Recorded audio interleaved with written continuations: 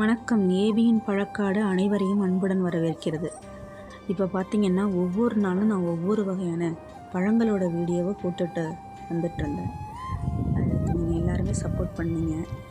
இப்போ நம்ம வீடியோவில் பார்க்குறது ஸ்ட்ராபெரி கொய்யா வீடியோ தான் நம்ம பார்க்குறோம். ஸ்ட்ராபெரி கொய்யாவை பற்றி சொல்லணும்னா இதில் 2 வெரைட்டி இருக்குது. ஒன்று ரெட் கலர், இன்னொன்று வந்து எல்லோ கலர். எல்லோ கலரை பொறுத்த வரைக்கும் கொஞ்சம் வந்து பெருசாக இருக்கும். அதாவது நெல்லிக்காய் சைஸில் தான் இதோட சைஸு. அதை விட கொஞ்சம் சின்னதாக இருக்கிறது தான் ரெட் கலர்.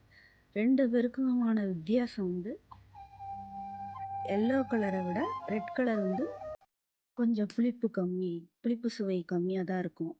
ஆனால் நம்ம விரும்பக்கூடிய புளிப்பு சுவையில் தான் இருக்கும்.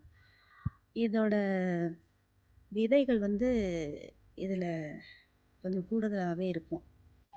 இந்த பழத்தோட டேஸ்ட்டு பார்த்திங்கன்னா ஒரு 3 பழங்களோட டேஸ்ட் வந்து கலந்து இருக்கும்.